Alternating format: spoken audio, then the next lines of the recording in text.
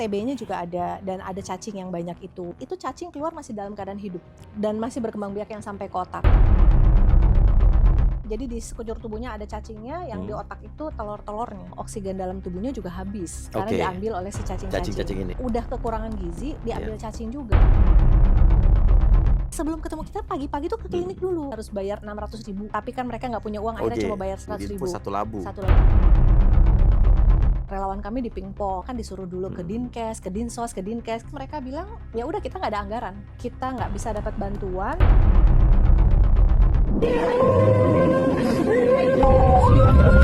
Ya Allah, jalannya luar biasa.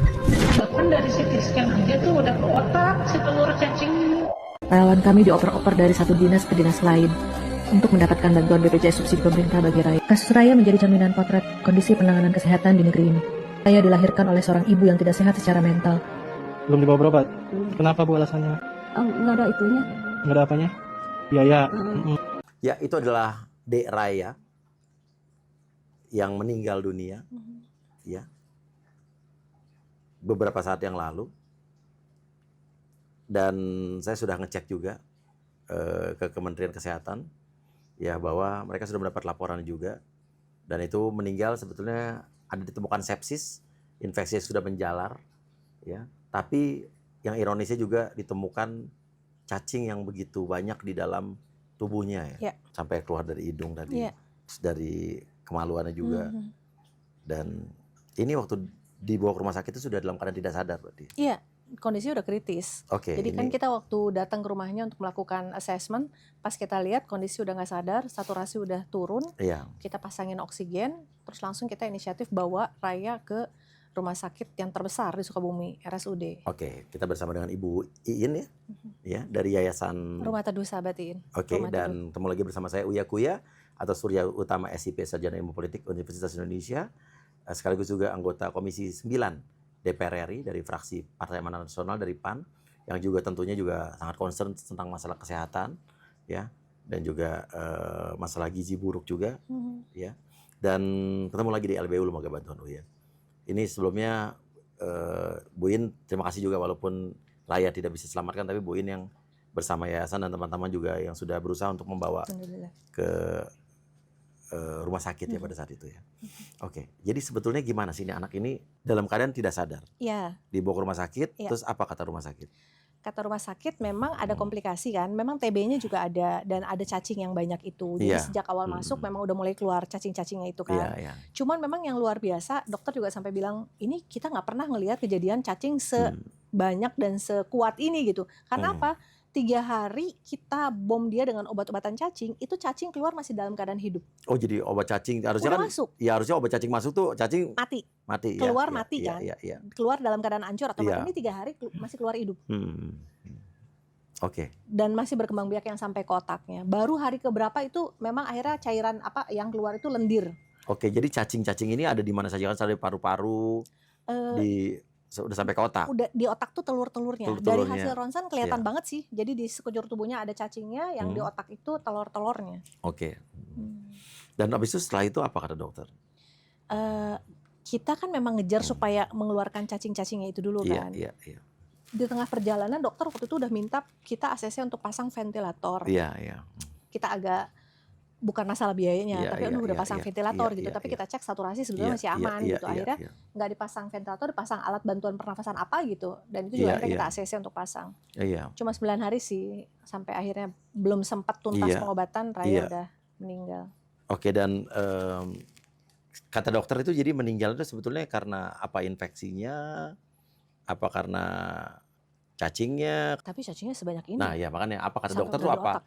Apa pengaruh dari cacing itu maunya mengakibatkan penyakit itu lain? Salah satunya ya. Atau ada infeksi lain? Itu ada atau apa? Mereka menjelaskan yang saya tangkap hanya kayak sekarang kebayang oksigen dalam tubuhnya juga habis karena diambil oleh si cacing-cacing ini. Nggak pakai cacing aja, Raya itu dalam catatan Posyandu kan bidan sudah bilang bahwa umur 18 bulan dia sudah tercatat di bawah garis merah, artinya dia malnutrisi berat. Kekurangan gizi. Udah kekurangan gizi, diambil cacing juga. Ya udahlah gitu. Ya benar, tidak karena berfungsi. gini, saat anak itu ada cacing yang banyak dalam tubuh, anak itu makan. Tapi makannya dimakan sama cacing. ya jadi cacingnya juga makin sehat, makin kuat dan sementara gizi anak ini tidak bertambah baik. Nah sebetulnya setahu saya protapnya ya, kalau memang di puskesmas atau apa anak yang seperti ini gitu kan ya, harus kalau memang dia tidak kunjung baik setelah dikasih obat cacing dan dia tetap malnutrisi atau kekurangan gizi, harusnya diinapkan dulu di rumah sakit atau puskesmas. Tapi kalau emang dia periksa ya, kita tapi kan nggak tahu karena mungkin juga orang tuanya ODGJ, dia sebelum itu periksa apa enggak kita nggak tahu ya. Terus ke posyandu tercatat di posyandu apa tidak gitu kan? Tercatat di posyandu walaupun ada statement yang menyatakan bahwa tidak rutin ke posyandu. Sekarang gini sih sebetulnya kita yang merasa punya akal lebih sehat, kita pasti menyadari bahwa udahlah nggak mungkin ngarepin ibunya rutin bawa atau hidang atau mudeng karena ibunya nggak paham. Nggak dalam keadaan Kalau aku kan insya Allah dalam kondisi kayak gitu, kita aja yang langsung ambil, kita aja yang jemput bola. Ini yang sebetulnya bukan cuma masalah Raya dan banyak kasus lagi, ini nggak akan selesai sejam. Maafin banget. Tapi ini yang jadi concern aku adalah bagaimana mungkin kita membiarkan anak-anak ini hidup dalam sebuah keluarga yang orang tuanya itu abai. Ini bukan cuma abai sih, ini sakit jiwa. Akhirnya anak jadi menderita karena ketidakmampuan orang tua kan. Keadaannya siapa yang melaporkan dan pas saat ditemukan keadaannya seperti apa? Jadi Raya kita dapat laporan dari call center di Sukabumi. Kita ada 3 rumah Pak, rumah teduh yang memang menampung pasien-pasien miskin dari seluruh Sukabumi. Yang ada yang berobatnya sampai Sukabumi kota, ada yang harus kita rujuk ke Bandung atau Jakarta. Jadi emang kita udah eksis beberapa tahun di sana. Sehingga call center nomor kami itu insya Allah masyarakat Sukabumi harusnya udah paham sih.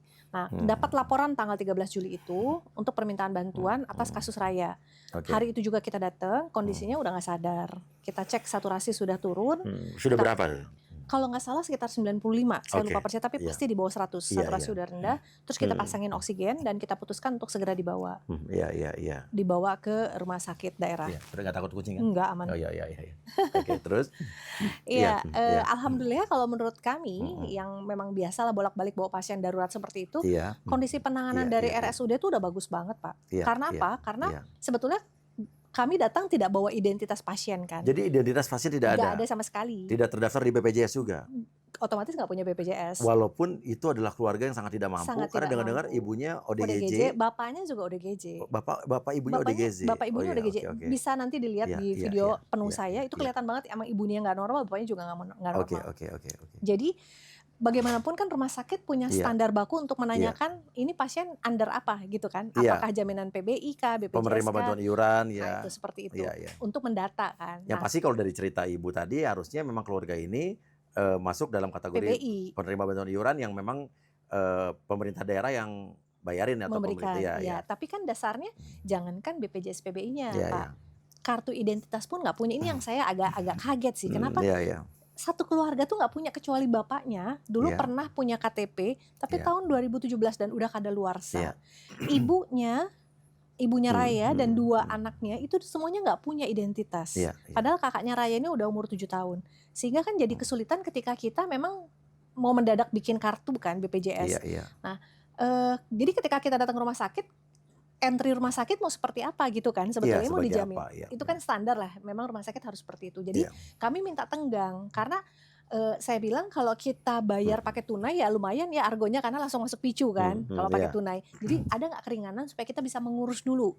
Dan memang aturannya mereka memberikan waktu 3 hari. Jadi selama 3 hari itu nggak di entry tuh Raya ini masuk dalam kategori pasien Tapi apa. Tapi udah masuk rumah sakit ya?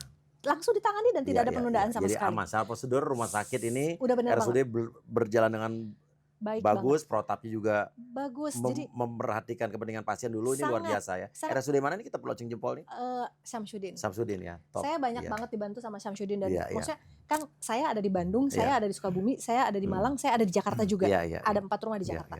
Ada beberapa rumah sakit yang sangat kaku, apalagi swasta. Begitu pasien tidak punya identitas, saya harus jaminin dulu pakai tunai. Jadi kalau ini udah keren banget lah dan langsung masuk picu Kang.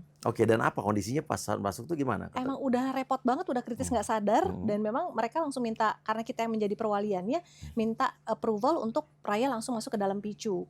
Nah sambil berjalan pengobatan, kami dikasih waktu untuk memproses lah itu identitas segala macam. Dan itulah mungkin ya di situ yang ingin sampaikan, relawan kami di pingpong kesini. Oleh gitu. siapa? Pertama kan disuruh dulu ke Dinkes, ke Dinsos, ke Dinkes, adalah urutannya gitu. Aku nggak terlalu hafal juga karena relawan aku ya. Tapi urutan jelasnya itu ada di video aku. Gitu. terakhir dari Dinkes menyampaikan bahwa Dinkes itu tidak punya MOU dengan kota. Karena Dinkesnya Dinkes kabupaten, karena Raya kan ada di kabupaten. Kabupaten, oke. Betul. Mereka bilang saya nggak punya anggaran dan MOU dengan kota. Kota, iya. Terus kita bilang ini, mereka malah menyarankan, ini yang bikin kami agak ngenes ya. Mereka menyarankan agar Si Dinkes nih ya. si Dinkes kabupaten menyarankan agar Raya dipindahkan saja ke kabupaten. Kami berargumen dong, Iya. kota aja sekarang lagi repot nanganin Raya, rumah sakit Iya. besar loh. Iya, dengan kondisi Apalagi seperti mesti itu. saya pindahin ke kabupaten. Dan ini posisi pasien sudah dipicu, masa iya mau Dikeluarin dipindahin lagi, lagi ya. gitu. Jadi, Resiko besar juga. nah itu kan jadi kita upset ya Kang. Akhirnya terus mereka bilang ya udah kita nggak ada anggaran. Kata-kata tidak ada anggaran itu memang disebutkan. Kata Dinkes Kabupaten. Kata Dinkes Kabupaten. Oke, ini kabupatennya berarti termasuk kabupaten Jampang ya. Jampang, Lokasi Sukabumi persisnya ya? Sukabumi. Iya, Iya. iya, Desa persisnya saya nanti iya, cek. iya, iya. Mm. Oke. Nah, udahlah. Jadi setelah itu akhirnya kita nggak bisa dapat bantuan, terus ya udah kita putuskan, udah lewat 3 hari, akhirnya saya putuskan ke rumah sakit, ya udah kita tunai aja, nggak masalah juga sih, Iya, alhamdulillah kita ada dananya Iya, kan. iya. Cuman kadang-kadang yang jadi concern saya itu kalau orang tidak bertemu dengan NGO yang bisa nge-backup, gimana tuh urusannya? Iya, pasti ya Nggak bisa berobat. nggak bisa berobat. Artinya bisa kita lihat dari level ketika di klinik aja, pas awal banget Raya belum ketemu kita, Iya. di klinik aja kan mereka nggak memberikan solusi lanjutan. Padahal Oh, jadi awalnya masuk klinik dulu nih? sebelum ketemu kita pagi-pagi tuh ke klinik dulu. Oh, klinik dibawa keluarganya? Dibawa keluarganya naik motor. Iya. Naik motor Iya. yang saya bilang tadi harus bayar 600.000. Tapi kan mereka nggak punya uang, akhirnya Oke. cuma bayar 100.000. Jadi dibawa klinik, Dibawa klinik, harus diinfus bayar 1 labu. 600.000, mereka nggak punya uang, aja bayar 100.000, 100.000. diinfus 1 labu. 1 labu. Klinik menyarankan, kan di klinik nggak bisa tanganin. Ya pasti, karena Suruh- udah parah berarti Udah ya. parah. Suruh ke dokter anak. Hmm. Klinik nggak mikirin kan. Iya. Dokter anak bayarnya pakai apa? Ya orang Bawanya klinik gimana? aja nggak Klinik bisa aja mereka bayar. nggak bisa bayar. Gitu loh, maksud aku tingkat kepeduliannya kok Iya, Serendah iya. itu ya. Saya paham bahwa ini emang kepedulian kurang ya. betul. Alhamdulillahnya ada orang yang kenal call center kita kontak. Ini hanya membayangkan, kita Indonesia kan gede banget ya. Gimana kalau ada pasien-pasien yang kemudian hal terjadi sama, tapi nggak punya siapa-siapa untuk dikontak. Udah selesai aja pulang ke rumah. Dari klinik itu pulang ke rumah terus nggak ngapa-ngapain, pasrah. Kan sedih ya. Beberapa kasus yang kami dapetin di beberapa kota juga, kita banyak banget. Sukabumi ada beberapa kasus yang kita dapetin pasien udah repot banget. Karena apa? Mungkin BPJS punya Pak, tapi Iya. mereka nggak punya biaya untuk datang ke Bandungnya. Jadi ngurusnya, Untuk kan mereka berpikir rujukannya. untuk datang ke Bandung mungkin biayanya, ambulansnya atau Iya, apa. iya, iya. Belum Oh nggak, maksudnya sorry, mereka punya BPJS. mereka punya BPJS, Di tapi kan Sukabumi. masalahnya jadi Iya, kompleks, iya. ada hal yang lain lah gitu. Iya, iya, Jadi, iya. Permasalahan kasus kesehatan di Indonesia ini kan emang kompleks ya. Iya, Punya BPJS, nggak punya biaya hidup sama sekali. iya. Bisa kebayang nggak Pak, itu Sukabumi kan gede banget ya. Dan udah gitu sekarang juga ada tingkat kesulitan kalau ngurus BPJS pun sekarang ribet sekali, rujukan Vaskes 1, Vaskes 2, nanti balik lagi kemana. Mereka oke punya BPJS, tapi kadang-kadang untuk transport aja mereka belum tentu punya kan. Betul. Dan udah gitu kadang-kadang kalau udah dapat rujukan ini nunggunya berapa lama lagi untuk ketemu dokter, apalagi udah parah. Dokter spesialis tunggu berapa bulan lagi, Yang paling keburu meninggal kadang-kadang, ya kan? itu kenapa kita bikin rumah teduh, karena Iya. menurut aku birokrasi yang berlibat ini Iya. tidak bisa memenuhi kebutuhan pasien yang kadang-kadang keadaannya udah darurat. Nanti coba saya bereskan ini Bu ya. Iya. Pak, tahu nggak kalau kasus kayak BPJS, PBI yang under APBD, Iya, penerima bantuan iuran. Iya. Iya. sekarang pasien dirujuk nih dari ujung Sukabumi atau dari ujung Jawa Timur Iya. ke Kota Malang atau Surabaya. Iya, iya. Ketika rujukannya udah habis, itu kan dia mesti balik lagi. Ada tenggat waktunya, ya Harus kan? balik lagi Pak. Iya, iya. Balik laginya itu nggak bisa keluarganya loh. Harus pasiennya Harus langsung. pasien. Bapak kebayang nggak? Saya tuh banyak banget nanganin kasus ya. Ini pasien udah repot. Harus balik ke kota asal yang jaraknya 5-6 jam Iya, dari iya, kota iya, Surabaya atau Malang. Hanya Iya. untuk sekedar memperbaharui rujukan. Itu kan nggak make sense ya. Iya. Bisa nggak sih video call aja? Iya. Ini lo masih hidup orangnya, berarti masih boleh dong pakai APBD, PBI APBD-nya. Iya, iya, iya. Kenapa sih harus sesulit itu gitu? Kalau orangnya tinggal di rumah teduh, saya bisa anterin tuh pakai ambulans mau ke ujung dunia Iya. juga kita anterin, insya Allah Iya. gitu. Tapi kalau dia nggak tinggal di rumah teduh, terus hanya sekedar memperbaiki rujukan, dia kan butuh ongkos. Iya. Ini kayak gini-gini tuh, kenapa ya kebijakannya tidak berpihak kepada kebutuhan pasien yang udah repot dan Iya, nggak punya harusnya ada uang? pengecualian dan harus ada. Diringankan, boleh nggak Iya, ditelepon? iya. Video call ini masih hidup loh gitu. Kan ada teknologi. Iya, iya. Kenapa harus Oke. sesulit itu Oke. gitu? Iya, jadi ini sebenarnya PR yang banyak sekali. Jadi kalau Aku kemarin, maaf ya Pak, aku iya, iya, kemarin kan ke Garut, aku banyak banget ngambil iya, kasus di Garut kan. mhm, Aku ngobrol sama ketua jaksa Garut. mhm. Ternyata ada katanya bahwa anak yang diabaikan oleh keluarganya Ini itu bisa Ketua diambil alih Jaksa oleh Garut negara. tuh berarti yang Bu Helena. Bu Helena ya, Iya. perempuan kan? Oh itu keren Itu banget. teman saya tuh. Wih itu keren banget. Salam dari saya. Itu Ya. keren banget. Baru beberapa Iya, minggu yang iya, lalu aku iya. ketemu beliau Iya, dan iya, beliau iya. orangnya keren banget gitu. Iya, iya, iya. Karena ada beberapa kasus anaknya mau aku ambil. Iya, Kasus iya. Iya, transportasi. iya, iya. Jadi itu aku kayak ngerasa dapet dapet angin segar gitu. Karena aku bilang ke Iya, beliau, iya. curhat ke beliau, ini saya frustasi melihat Hmm. anak-anak yang kemudian ada dalam pengasuhan orang tua yang bahkan bisa jadi abusif Iya, banget orang iya, tuanya. iya. Terus masa kita biarkan? Iya. Akhirnya nasib anak ini kan jadi hancur seterusnya. Iya, dan ini Boleh sebetulnya apa ya? Walaupun kalau mungkin kalau di kesehatan gizi buruk itu di komisi saya. Tapi untuk saya ini harus banyak dinas yang terkait. Karena kalau kita bicara cacingan, itu kita bicara sanitasi. Iya. Sanitasi program satu jamban satu rumah itu harus. Karena biasanya cacingan ini juga karena Dari kebersihan. kebersihan sanitasi yang tidak baik, di mana akhirnya dia buang air di luar, tangannya ya di kebun-kebun dan segala macam. Itu setahu saya kalau sanitasi ini atau program satu jamban ini programnya PU. Dan ibaratnya kalau untuk data, gimana dinas sosial atau Kementerian Sosial, bagaimana ini keluarga ini kok sampai tidak ada datanya. Apalagi ini keluarga yang harusnya penerima bantuan. Iya. Ya, dan yang paling level iya. standar identitas nggak punya Pak. Nah ya, ini banyak kementerian lembaga yang harus terkait mengintrospeksi diri dalam masalah ini gitu kan. Dan bagaimana juga nanti kita pikirkan bagaimana kalau ada anak gizi buruk kan di posyandu udah ada, atau mungkin dibawa ke puskesmas gizi buruk kan ada makanan penunjang Gizi itu ya, balita atau anak gitu kan ya. Itu biasanya diberikan. Tapi kalau emang tidak kunjung baik, yaitu tugas dari fasilitas kesehatan atau puskesmas untuk merawat anak itu sampai gizinya ada dan dipantau terus. Betul. Gitu kan. Dan ini memang, tapi intinya tadi kita salut sama rumah sakit yang sudah alhamdulillah gercep banget rumah sakit umum daerah tadi ya. Betul, sudah, tapi ya mau gimana lagi karena memang sudah terlambat, kondisi udah terlambat. Dan ini sekarang orang tuanya keadaannya gimana nih? Alhamdulillah setelah kasus ini viral, Pak Gubernur kan langsung ambil Kang alih. Deddy ya. Karena ibunya ODGJ, ibunya dibawa ke RSJ Cisarua. Iya.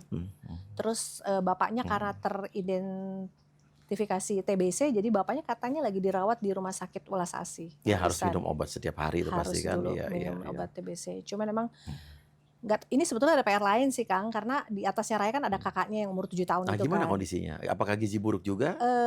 Kondisi kakaknya relatif aman dan sudah dicek tidak cacingan. Tapi kan bukan berarti sekarang enggak, besok. Iya, harus kita nggak tahu telur-telurnya. Dan yang jadi dasar pemikiran adalah bagaimanapun dia tetap tinggal dengan orang-orang yang nggak sehat secara mental. Masa mau dibiarin gitu? Iya.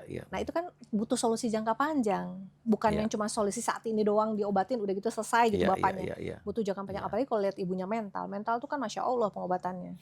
Jangankan ini di Sukabumi, di daerah-daerah terpencil ya. Saya kan dapil Jakarta.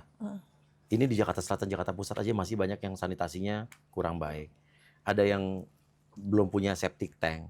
Nih saya baru di Menteng Atas saya ngerjain berapa belas septic tank saya bangun, karena mereka tinggal udah 30 tahun lebih, mereka nggak punya septic tank. Masya Allah. Ya, dan ini kita lagi urus semua. Dan bagaimana saya juga akan bereskan sanitasi ini Jakarta. Kebayang di daerah-daerah yang pelosok. Jadi ini tugas bersama juga. Iya. Iya. Ini menjadi lebih buruk karena keluarga ini orang tuanya nggak waras. Jadi karena pasien-pasien kami kan rata-rata rumahnya memang kayak rumahnya Raya kan. Rumah yang di Sukabumi kan banyak banget lah, rumah panggung, yang MCK-nya di luar segala macam. Tapi selama orang tuanya waras, cuci tangan aja mah bisa dong. Kasih tahu anaknya abis main tanah cuci tangan bisa. Itu mah standar. Jadi even katakan mereka miskin, asal mereka masih punya akal sehat, standar lah pasti tetap. Kenapa ini bisa se-ekstrem itu? Karena orang tuanya udah GJ. Iya. Jadi tapi kamar mandi ada di rumah. Di luar kan, MCK-nya di luar. Air pun nggak ada, saluran air. Saya nggak perhatiin sampai sejauh saluran air, tapi memang kondisinya MCK-nya di luar. Dia main. Sorry. Dibawa pulang aja. Iya, mau dibawa pulang. Oke. Saya, Masya Allah, sebetulnya Iin pribadi kan udah sampai pernah ngejar Pak Prof Dante kan, tahun lalu. Agustus 2024. kami sampai punya 21 rumah itu bukan karena gaya atau kebanyakan uang, enggak sama sekali. Iin duit cuma mengandalkan dari donatur dan follower gitu. Enggak ada keterlibatan korporasi atau apapun. Kenapa sampai sebanyak itu? Karena pasiennya membludak dan masalah banyak banget. Ya ini ada di daerah mana aja ya? Iin ada di Bandung, di Bandung ada 11 rumah karena Iinnya tinggal di Bandung. Di Jakarta ada 4 rumah. Jakarta di mana aja? Daerah RSCM sama Darmais. Oke, nanti kita cek ini juga buat orang-orang yang transit kan. Di Jakarta lebih lucu-lucu. Kalau kita sama RSCM tuh udah yang kayak RSCM, bayangin ini masalah di kita nih Pak. RSCM nih misalnya. Punya pasien-pasien udah paliatif. Orang-orang yang nggak punya identitas kita ketemu di jalan. Tiba-tiba kenapa-kenapa masuk rumah sakit tapi udah nggak bisa diapa-apain. Tapi masih hidup. Rumah sakit harus segera mengembalikan ke siapa? Nggak punya identitas. Ke siapa? Ke kita dong Pak. Alhamdulillah. Makanya RSCM kalau ada apa-apa pasien paliatif pasti dikirim ke kita. Kalau kita udah pegang paliatif yang nggak punya identitas, dari mulai harus pakai NGT, kita pakai makanan kita suntikin ke selang, ganti pampers. Nanti kapan saya mampir ke situ ya? Hayu. Ya, nanti kalau ada apa-apa juga saya kebetulan Pak Supriyanto kan di rut RSCM juga saya kenal baik. Nanti kita bisa koordinasi ya. Boleh. Kita sama-sama urusan kesehatan kebetulan concern saya juga. Jadi sebetulnya masalah kita banyak, tapi ya maaf kalau dari kayak fasilitas dari pemerintah untuk rumah singgah mereka punya keterbatasan. Contoh mereka kasih pembatasan hanya boleh 3 bulan. Orang kan bisa sakit bertahun-tahun gitu. Apalagi yang orang-orang miskin dari pelosok-pelosok kota, mereka bisa berobat bertahun-tahun. Ini banyak juga kan yang pasien-pasien rujukan untuk ke sini tapi mereka belum ketemu dokter spesialis atau nunggu operasi. Kalau Jakarta masih keren loh penanganannya. Kalau Bandung, aduh itu Masya Allah, apalagi rumah sakit pendidikan ya. Jadi gini, kalau ini nanganin kasus Jakarta, Bandung, Sukabumi itu kondisinya emang beda-beda. Kalau Bandung masalah yang kita hadapin, itu bisa jadi ada masa-masa ingin menangani pasien yang udah babak perutnya gede, itu dapat jadwal operasi 1 tahun. Nunggunya 1 tahun. Nunggunya 1 tahun. Kadang-kadang untuk pemeriksaan awal aja sebelum tegak diagnosa, misalnya CT scan nih. CT scan itu bisa nunggu 6 bulan. CT scan doang. Kalau belum CT scan kan nggak tegak diagnosa. Jadi banyak hal, banyak banget hal yang tidak masuk. Dibenahi sih.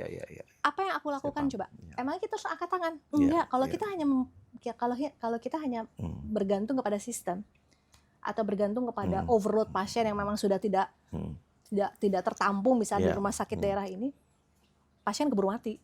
Itu rata-rata yang perut kayak tadi sudah membesar itu harus operasi apa tadinya? Ovarium misalnya. Itu kan harus segera operasi. Tapi kan tetap aja prosedur awalnya harus dijalankan. Pemeriksaan awalnya. Contoh pemeriksaan CT scan itu. Kalau untuk pemeriksaan CT scan saja atau CT scan atau biopsi saja untuk menentukan jenisnya aja. Menunggu waktunya selama itu. Padahal dalam rentang 2 bulan pembesaran perutnya tuh bisa gede banget. Operasinya kapan gitu? Emang intinya adalah PR juga bersama dari pemerintah bahwa kita harus sekarang dokter-dokter ini kita kekurangan dokter, apalagi dokter spesialis. Paham. Kita harus tingkatkan itu jumlahnya secara kuantiti dan juga memperbanyak rumah sakit vertikal, rumah sakit umum daerah dan swasta-swasta juga. Dan bagaimana kita memperbaiki sistem BPJS juga agar orang tidak dipersulit oleh birokrasi yang sulit dengan sistem rujukan yang berlibat-libat, yang waktunya bertahap dan waktunya kadang-kadang belum sempat ketemu dokter spesialisnya udah keburu meninggal duluan. Ini PR kita bersama. Akhirnya masyarakat bisa memutuskan untuk tidak mau melanjutkan pengobatan karena ribet. Akhirnya mereka mikir kalau saya mesti memperbaharui rujukan, saya udah sampai Jakarta nih, mesti memperbaharui rujukan ke kota asal. Gimana baliknya? Tentu Kepikiran setuju. nggak? Nanti ini saya sampaikan ini semua banyak ini yang kementerian lembaga yang di komisi saya. Nanti ini saya akan bawa ke rapat nanti. Ada beberapa kondisi karena akhirnya mohon maaf karena aku berhadapan langsung dengan pasien. Akhirnya ada beberapa tindakan yang kami lakukan ketika memang kondisinya sudah tidak masuk akal. Apa yang kami lakukan itu bayar tunai. Ketika aku mentok nggak dikasih bantuan BPJS, emangnya kita lepas rayanya? Enggak lah, harus tetap kita bayar. Walaupun kita yang menjalaninya kan mules ya Kang. Ini picu loh, argonya berjalan. Atau misalnya kondisi tadi, CT scan 6 bulan. Aku nggak mau CT scan mengandalkan BPJS. Aku CT scan aja pakai tunai di luar, datang lagi ke dokter, dok ini udah selesai nih. Tinggal lanjutannya silakan gimana. Aja lanjutannya gimana, biar mempercepat, memotong proses. Yang begitu panjang. Panjang. Artinya sebetulnya dari umat ke umat ini kita bisa lakukan kalau kita berjamaah sih. Setuju sekali. Ya buktinya rumah teduh bisa sampai 21 walaupun cuma ngontrak doang rumahnya gitu. Tapi kita survive aja sih. Untuk nge-backup pemerintah sebetulnya. Terima kasih Bu In. Thank you. Dan mudah-mudahan tidak ada raya-raya selanjutnya. Dan bagaimana juga nanti kita sama-sama meningkatkan kesadaran masyarakat juga untuk pentingnya kesehatan dalam keluarga kecil dulu. ya bagaimana juga menciptakan sanitasi yang baik di dalam setiap rumah tangga, keluarga. Setiap rumah juga harus punya satu jamban. Betul. Ya, terusnya juga ya itu untuk sosialisasi ya. Bagaimana juga kalau anak cacingan, keluarga cacingan, langsung ke dokter ya minum obat cacing, jangan dikasih obatnya tapi nggak diminum sampai rumah. Ya. Berarti harus paham kondisi kultur rumahnya ya. Ya, kultur rumahnya harus juga lihat sanitasi, balik lagi sanitasi ya. Dan ya udah nanti tugas yang lain bagaimana kita memperbaiki sistem BPJS Kesehatan, sistem pendataan, terus di Kementerian Sosial juga dan lain sebagainya nanti kita pikirkan bersama ya. Terima kasih banyak ya. Wassalamualaikum warahmatullahi wabarakatuh. Wassalamualaikum warahmatullahi wabarakatuh.